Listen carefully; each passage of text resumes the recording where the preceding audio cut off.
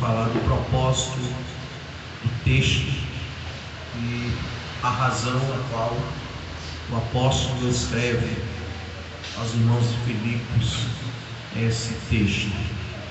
O texto inicia no capítulo 2, o apóstolo Paulo chamando a atenção daquela igreja a respeito da unidade entre os irmãos. Ele convida os irmãos a viverem o amor que há em Cristo Jesus, e que esse amor seja revelado nas atitudes de um irmão para com o outro. E é por isso que lá no versículo de número 1 ao versículo de número 4 do capítulo 2, o apóstolo Paulo diz: porquanto, se há algum conforto em Cristo, se há alguma consolação de amor, se há alguma comunhão no Espírito, se há algum atreviz e afeto e compaixão, completai o meu gozo, para que sintais o mesmo, tendo e o mesmo amor e o mesmo ânimo, sentido uma mesma coisa. Nada façais por contenda ou por vanglória, mas por humildade. Cada um considere os outros superiores a si mesmo. Não atente cada um para o que é propriamente seu, mas cada qual também para o que é do outro. Então o apóstolo Paulo, ele está chamando justamente a igreja a viver o princípio do cristianismo. E que princípio é esse que o cristianismo tem? É que nós devemos viver o amor de Cristo Jesus. Para chamar a atenção da igreja de qual o exemplo desse amor, o apóstolo Paulo ele vai usar justamente a figura de Cristo, a figura do amor de Cristo, e o que o amor de Cristo foi capaz de fazer por nós e por nossa causa. Pois esse amor ele é revelado no sacrifício vicário de Jesus na cruz do Calvário, conforme está escrito no Evangelho de João, no capítulo de número 3 e versículo de número 16 por diante, quando o apóstolo João ele escreve ao livro o Evangelho de João, e no capítulo 3, versículo 16 por diante, ele vai dizer o texto áureo, vai narrar o texto áureo da Bíblia Sagrada, que diz: porque Deus amou o mundo de uma tal maneira que deu seu Filho unigênito, para que todo aquele que nele crê não pereça, mas que tenha a vida eterna. Versículo 17: porque Deus enviou o seu Filho ao mundo para condenar o mundo, mas para que o mundo fosse salvo por ele. Quem crê nele não é condenado, mas quem não crê já está condenado, porquanto não creu no unigênito Filho de Deus. E a condenação é esta, que a luz veio ao mundo, mas os homens amaram mais as trevas do que a luz, porquanto as obras eram maus. Porque todo aquele que faz o mal aborrece a luz e não vem para a luz, para que as suas obras não sejam reprovadas. Mas quem pratica a verdade vem para a luz, a fim de que as suas obras sejam manifestas, porque são filhos de Deus. Amém? Então observamos, queridos, que a expressão do amor do nosso Deus para conosco é revelado justamente na cruz do Calvário, quando Cristo ele é levado entre os malfeitores na cruz principal do meio, e ali ele toma para si, conforme está escrito ainda no livro do profeta Isaías, no capítulo número 53, todas as nossas transgressões, e leva sobre ele o castigo que era capaz de trazer a paz ao homem. E por que o profeta, ele declara essa expressão: o castigo que traz a paz? Porque todo erro, todo pecado, toda transgressão, ela exige um ato de justiça. E no momento que o homem peca contra Deus, ele se torna pecador, ele se encontra um ser desgarrado da presença de Deus, e por isso ele é um ser condenável na presença do Senhor. Mas Deus, através do amor de Cristo Jesus, ele traz esse ato de justiça, a qual o pecado exigia para que esse homem pecador fosse perdoado. Então Cristo, ao revelar o amor de Deus na cruz do Calvário, ele não está só revelando o amor de Deus, mas também ele está trazendo sobre nós a justificação. Ele está trazendo sobre nós a paga que era necessária pelo pecado que uma vez foi cometida contra os princípios morais e espirituais do nosso bondoso e eterno Deus. Então o amor de Cristo é um exemplo que Paulo usa para que nós, como sua igreja, também andássemos em amor. Alguns princípios desse amor, queridos, é revelado através da cruz do Calvário. O primeiro princípio que nós encontramos no amor de Deus é que Ele nos ama sem nós sermos merecedores desse amor.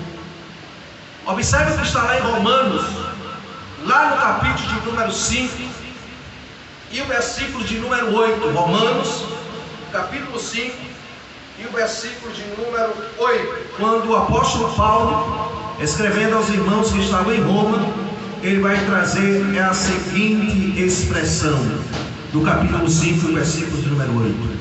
Mas Deus prova o seu amor para conosco em Cristo Jesus, morrendo na cruz do Calvário, quando nós ainda éramos pecadores.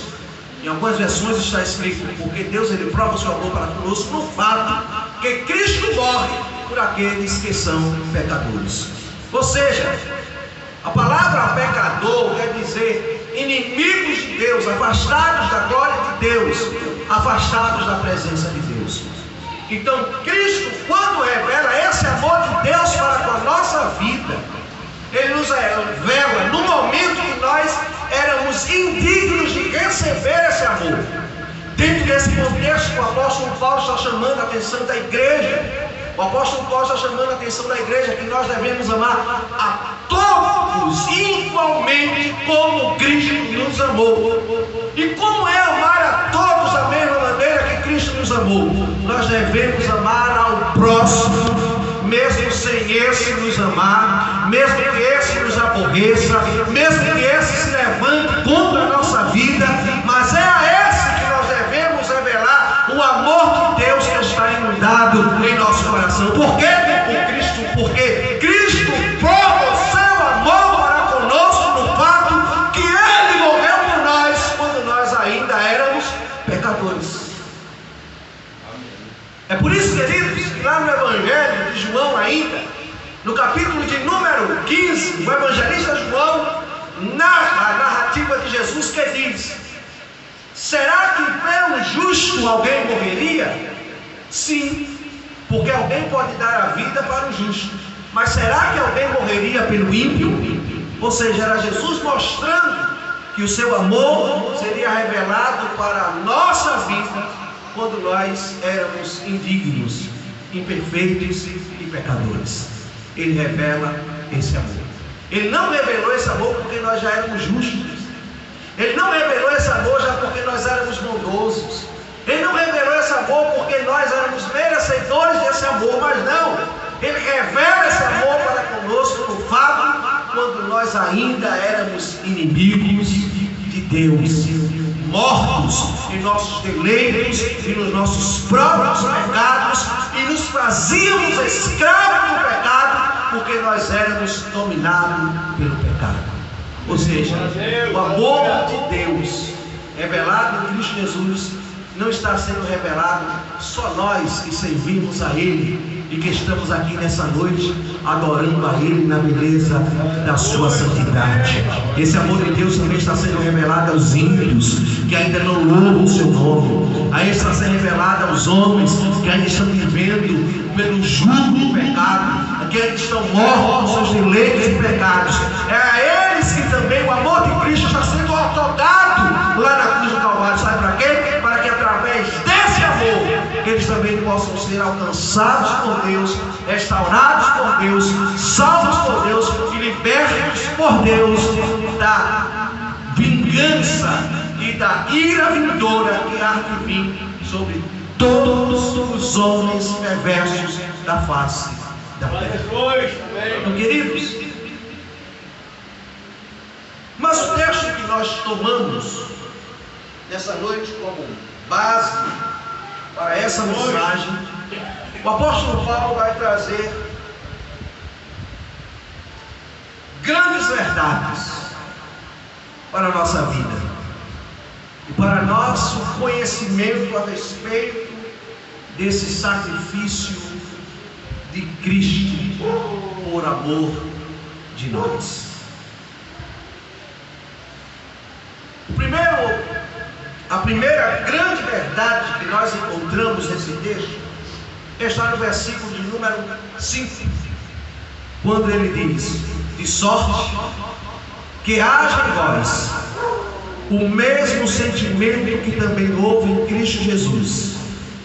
A primeira verdade, queridos, desse texto é que todos nós devemos viver ao exemplo de Cristo. De sorte que haja em vós, ou seja, Cristo nessa noite está chamando a minha e a sua atenção, que para dentro do meu e do teu coração possa ter esse exemplo que Cristo mostrou por nós na cruz do Calvário. De sorte que haja em vós o mesmo sentimento. E qual é o sentimento que há em Cristo Jesus? O seu infinito e grandioso amor pelos perdidos.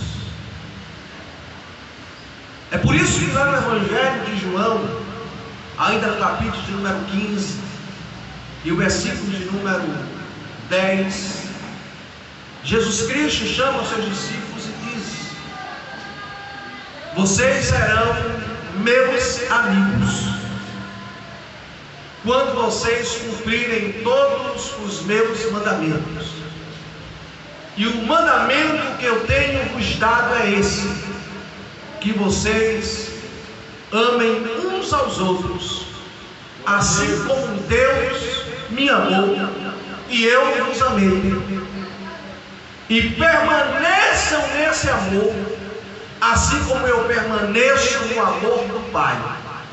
Fazendo isso, vocês serão meus amigos. Ou seja, Jesus está dizendo aos discípulos que dentro deles deve existir esse sentimento que houve em Cristo Jesus para a nossa vida.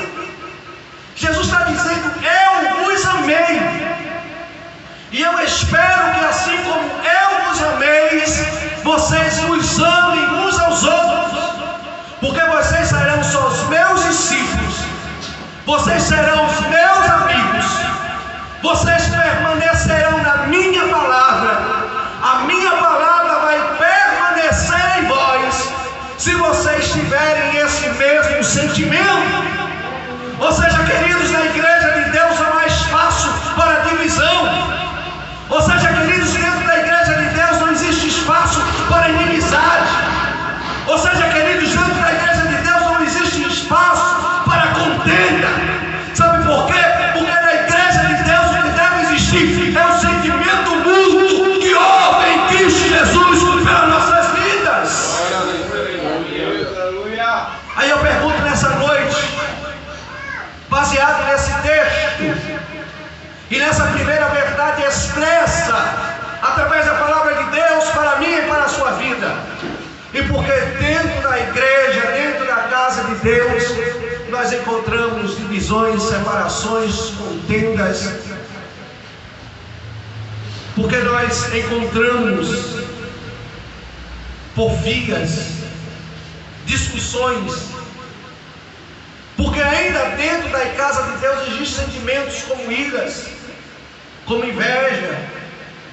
Se isso não pode existir por aqueles que são servos de Deus, que foram alcançados por esse sentimento de amor que houve em Cristo Jesus por nós. E sabe por quê, queridos? A resposta nós encontramos na Bíblia. É porque verdadeiramente nós ainda não somos discípulos de Jesus. Nós ainda devemos aprender um pouco mais com o mestre precioso da Galileia. Aquele que, quando esteve ali na cruz do Calvário, dando-lhe vinagre a beber, por passando por baixo, meneando a cabeça, outros com palavras de baixos escalões, e outros com palavras de zombação, dizendo: tu és o Cristo, por que tu não salva a ti mesmo? E ele olha em meio a todo esse cenário, e com sentimento de amor que emana da pessoa de Cristo, ele olha para eles e diz: Pai, perdoa-os, porque eles não sabem o que fazem.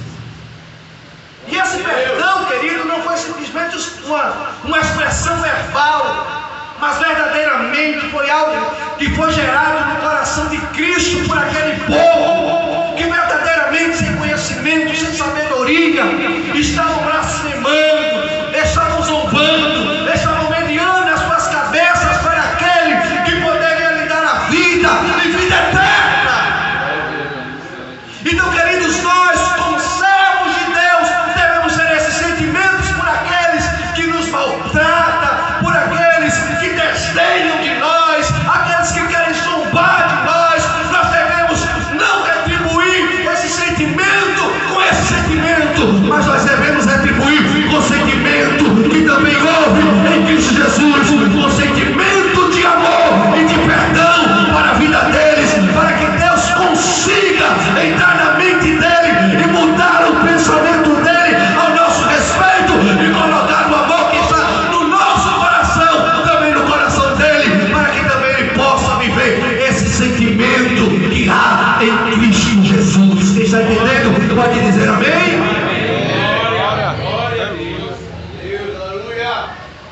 Mas nós encontramos também uma outra verdade.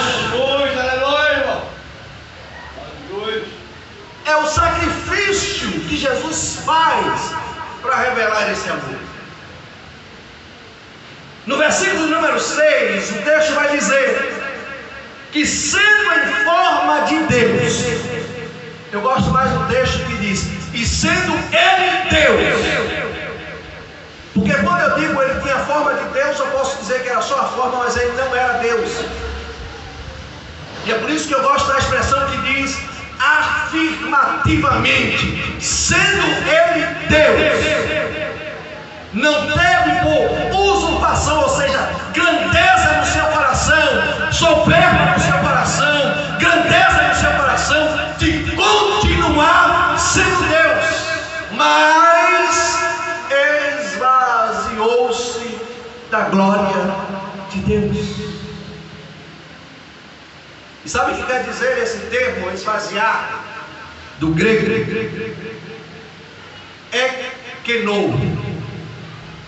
E sabe o que quer dizer essa expressão ekenou do grego? Abrir mão sem deixar de ser. Eu vou dar um exemplo. Eu sou um multimilionário, só que eu quero visitar uma favela. Só que eu não quero chegar na favela como multimilionário, mas eu quero chegar na favela como alguém da favela ou da comunidade. Vamos usar o termo que agora é comum. e não um termo de baixo escalão e de depreciação. Então eu chego na comunidade, não como multimilionário, usando as roupas mais caras, as grifes mais conhecidas, mas eu vou com a roupa do povão, eu vou com a veste do povão, eu vou com os trajes do povão, eu vou com a linguagem do povão, eu vou usando o que o povão usa.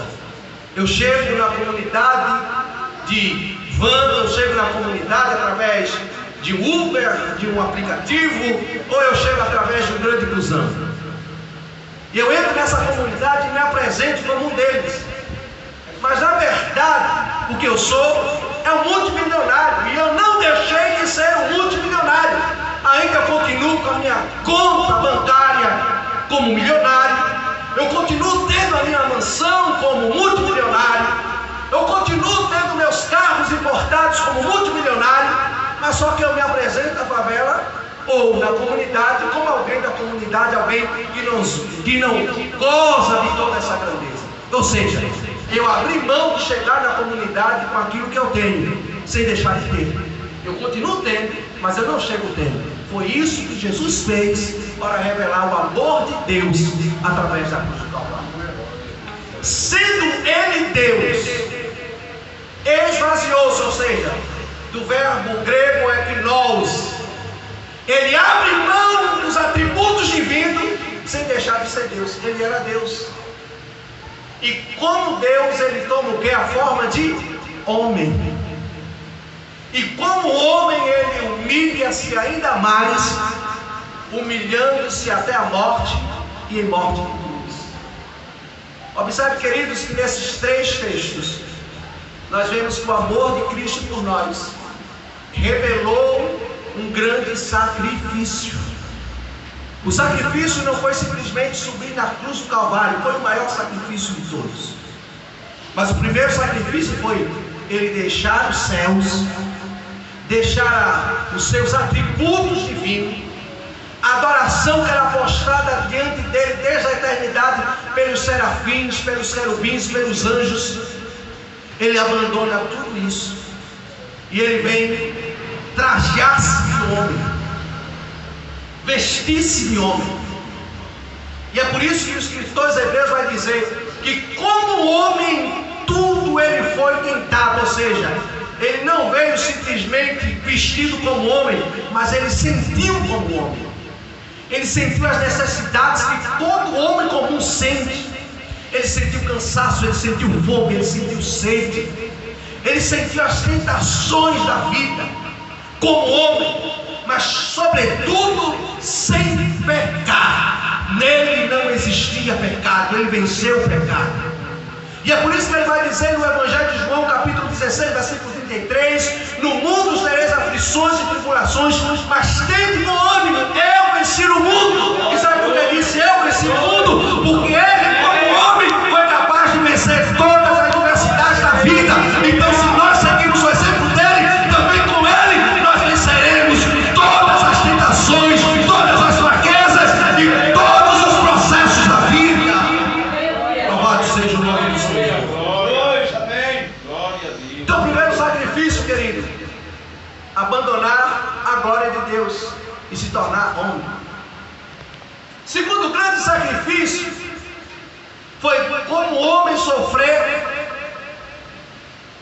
a vida humana, ou como um ser humano. Ele sofreu a rejeição. Observe, queridos, que no Evangelho, segundo escreveu Marcos, no seu capítulo de número 5, a Bíblia vai dizer que os irmãos de Jesus, filhos de Maria e de José, não receberam ele como Cristo, ou seja, ele como homem sentiu a rejeição da família. Os seus irmãos não aceitaram ele, sendo ele o Messias, o prometido de Deus para a salvação daqueles que nele creem. Os próprios irmãos de Jesus negaram que ele era Deus, não aceitaram a sua mensagem do Evangelho, a ponto que nesse texto a Bíblia vai dizer que chegou os mensageiros dizendo: olha, os teus irmãos estão aí fora te chamando. E ele vai voltar aos seus discípulos e vai dizer: a minha família é todo aquele que faz a vontade do meu Pai. E por quê? Porque os seus irmãos haviam um rejeitado, ele sentiu a rejeição. Ele, como homem, sentiu cansaço. Evangelho de Marcos, capítulo número 6, vai dizer: tendo ele necessidade de descansar, pois estava exausto. Sabe o que quer dizer exaustão? É o cansaço na sua extremidade. Ele estava cansado ao máximo. E por ele estar cansado extremamente, ele decide ir ao deserto para descansar com seus discípulos. Como homem, ele chorou. Ou seja, ele mostrou sentimento de tristeza. A gente observa isso quando ele chega lá em Jerusalém.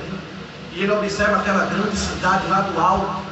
E a Bíblia diz que ele abre os braços e diz: Jerusalém, Jerusalém, que mata os profetas. Quantas as vezes eu quis te acalentar assim como uma galinha acalenta os seus critérios, mas tu rejeitaste. E por isso não restará sobre ti pedra sobre pedra. Aí o texto diz: Jesus chorou.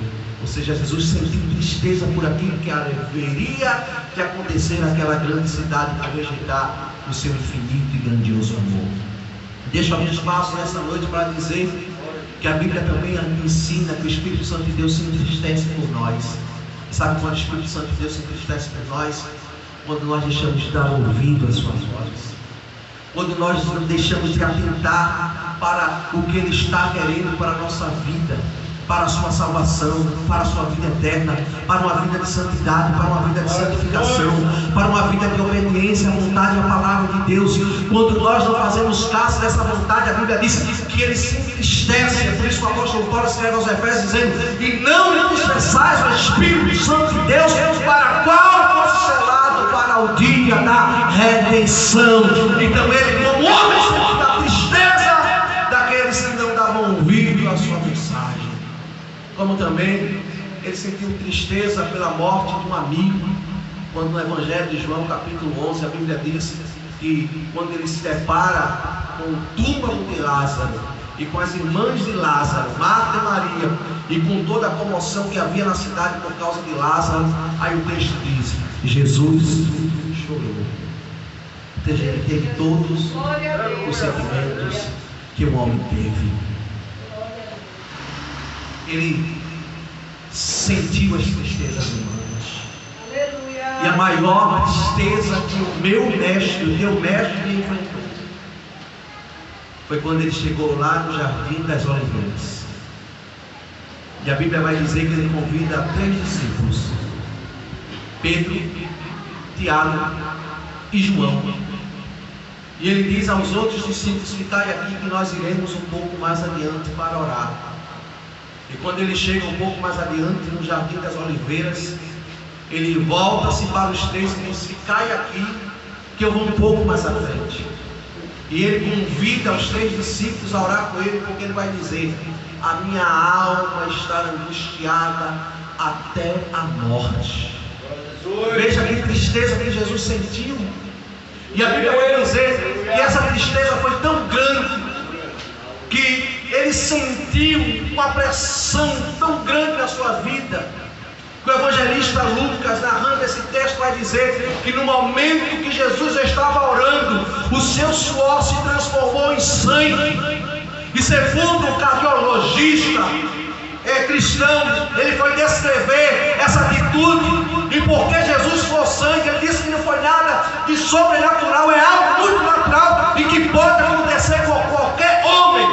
Mas qualquer homem não suportaria a alta pressão a ponto do seu suor se transformar em sangue, porque um pico de pressão semelhante a esse é semelhante a uma pressão que chega a beirar os 30 por 30, ou seja, é uma alta pressão que o corpo não resiste e os vasos pequenos se delatam e ele entra em contato com o suor, e quando começa a suar o sangue sai junto, ou seja, é uma alta pressão. E Jesus sentiu toda essa pressão, sabe por quê?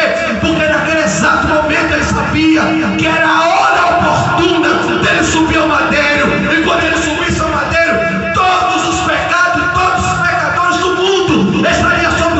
ombros, e naquele exato momento ele se tornaria maldito, porque maldito é o homem que subisse a madeira. Sabe para quê?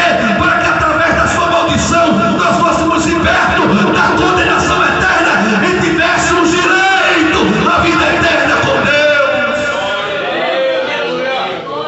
E é por isso, queridos, que ali nessa pressão, nesse sofrimento, ele olha para Deus e diz: Pai, se for possível, afasta de mim esse cálice, mas todavia não seja feita a minha vontade, mas seja feita a tua vontade, assim na terra como no céu.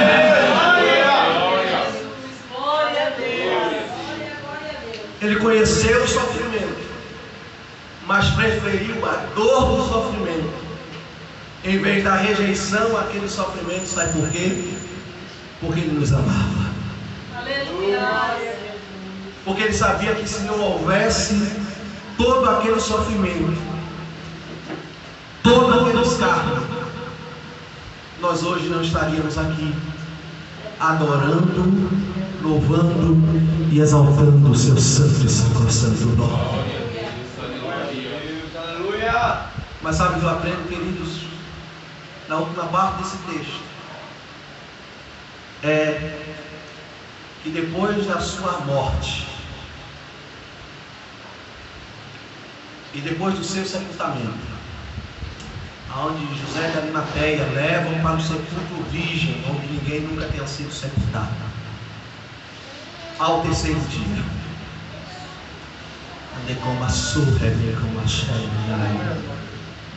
as mulheres saem de madrugadas,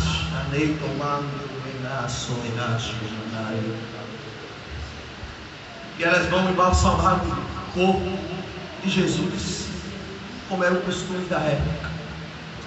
E elas levaram mirra, elas levaram incenso, para poder embalsamar o corpo de Jesus. E a Bíblia diz que estava Maria Madalena e outras Marias com ela. E o Evangelho de João vai dizer que quando ela chega no sepulcro, a pedra está removida, e chega um jardineiro, que ela pensa ser um jardineiro, e pergunta: quem procurais? E ela diz: aonde está o meu mestre? Ele não está aqui, levaram. E aí o jardineiro olha para ela e diz: por que procurai o vivo entre os mortos? Ele não está mais aqui, ele ressuscitou.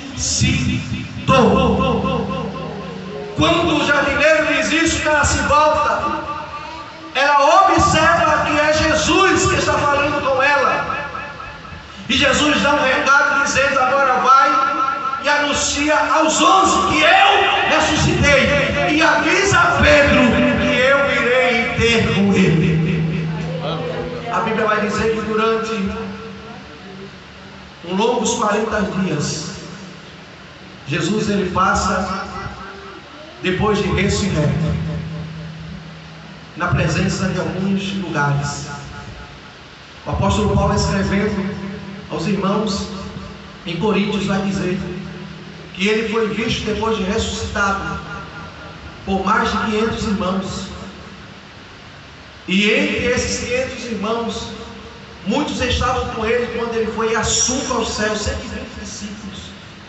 E isso é registrado no livro de Atos dos Apóstolos, capítulo número 1, que quando Jesus é tomado para os céus, a Bíblia diz que estão os discípulos olhando para o alto, e se apresenta a dois varões galileus dizendo: do que estás olhando para o alto? Esse Cristo que entre vós está sendo assunto aos céus, um dia ele voltará. É uma promessa que ele deixa para a sua igreja. E aqueles 120 discípulos, ele começa a anunciar esse evangelho. E ele começa a dizer que Jesus Cristo morreu, mas ao terceiro dia ressuscitou e foi assunto ao céu. Mas assim como ele subiu ao céu, também um dia ele voltará. E quando ele voltar, ele vai buscar um povo santo, escolhido, de boas obras. Observe, queridos, que no final do texto o apóstolo Paulo diz: mas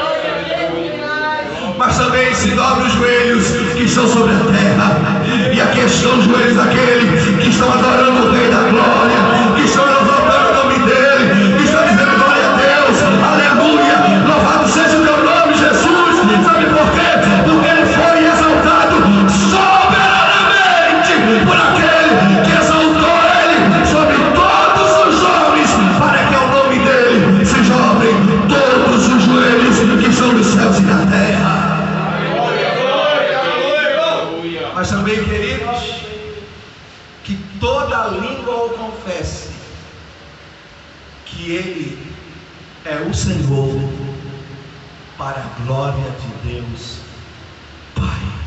Aleluia, Jesus. Amém. Sabe que o apóstolo, ele termina esse texto com essa exaltação de Cristo,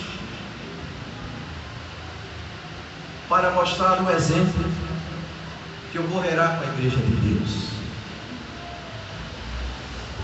Todos aqueles que vivem os sentimentos que há em Cristo Jesus, Deus, que suporta as dores da vida, assim como Ele suportou. Jesus, irmão. Que suporta as tentações, assim como Ele suportou. Glória a Que Jesus. resiste ao pecado como Ele resistiu. Da mesma maneira com Ele serão exaltados para a glória de Deus Pai. Amém. Apocalipse capítulo de número 3. A igreja de Filadélfia, ele vai dizer: porque guardastes a palavra da minha paciência, eu também te guardarei da hora da aflição que há de vir sobre a face da Glória a terra. Jesus. Glória a Jesus. Amém, irmão. E ao que vencer, farei coluna no templo do meu Deus, e farei assentar-se no trono do meu Deus. Deus. Sabe o que ele está dizendo para nós? Assim como Cristo foi exaltado soberanamente, em Cristo a sua noiva, a sua igreja, também terá a mesma exaltação. Jesus. Glória a Jesus. A igreja gozará das mesmas grandezas.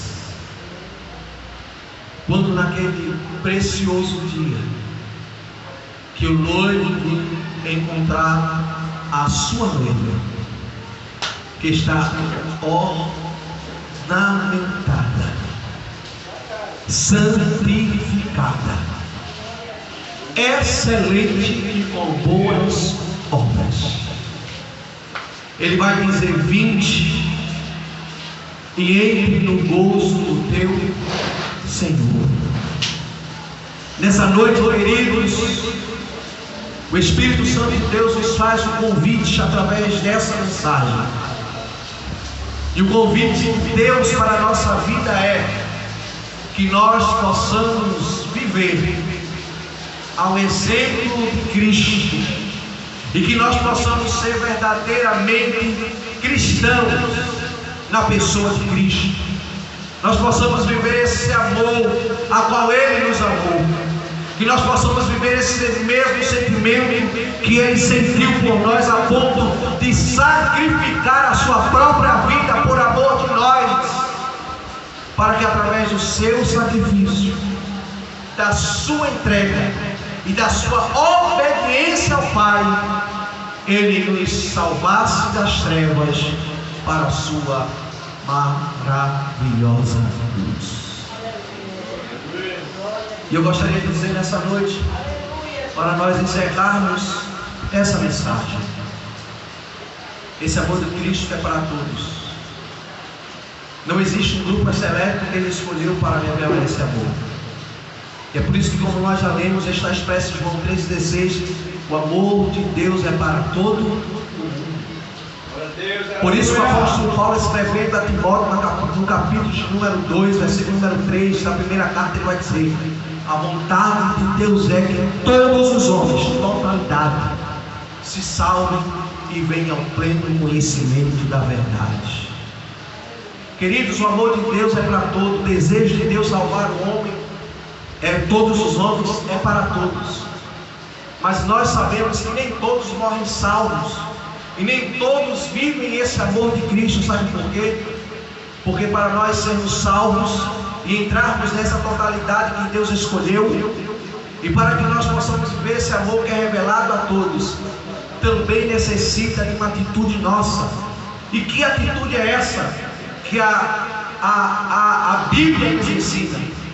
uma atitude de aceitação, de entrega e redenção a esse amor de Deus. É por isso que no Evangelho de João, versículo 17, vai dizer: Ele não veio condenar o mundo, mas Ele veio salvar o mundo. Porque o mundo já está condenado. O mundo sem Cristo, eles morrem sem Deus, sem paz e sem salvação. Mas se eles crerem no unigênito Filho de Deus e aceitarem a Ele como seu único e suficiente Salvador, eles serão salvos. Eles receberão esse amor, eles receberão esse sacrifício, eles receberão essa bondade, eles receberão essa vida eterna. E nessa noite eu gostaria de perguntar e saber se tem alguém que quer receber esse amor de Deus que foi revelado na cruz do Calvário. Eu quero saber se tem alguém que nessa noite vai dar crédito a essa mensagem, que vai abrir o seu coração para essa verdade bíblica, que através dessa narrativa que nós fizemos nesse sermão, expresso expositivamente do sacrifício de Jesus, foi capaz de parar e imaginar o grande sacrifício que Deus fez por nós. Ele é Deus, mas Ele desistiu-se da glória de Deus para morrer naquela cruz do Calvário. Você já imaginou, queridos, Ele naquela cruz do Calvário, com as suas duas mãos ultrapassadas com prego de 1,5 polegadas, os seus pés cravados uns sobre os outros com prego de 1,5 polegadas, também com aquela cruz que, melhor dizendo, aquela coroa que foi colocada sobre a sua cabeça, de espinhos grandes que dilaceraram o seu corpo cabeludo e fez descer sobre o seu corpo e sobre o seu rosto sangue, e aquele sangue varre todo o seu corpo, desce sobre aquela cruz. Achando pouco os seus algozes, pegaram uma lança e ultrapassaram de um lado para o outro, a ponto de sair sangue e água do seu corpo. Tudo isso porque, por amor a minha, por amor à sua vida, para me resgatar das trevas, para te resgatar das trevas, para poder colocar você, para poder me colocar na sua maior, maravilhosa luz,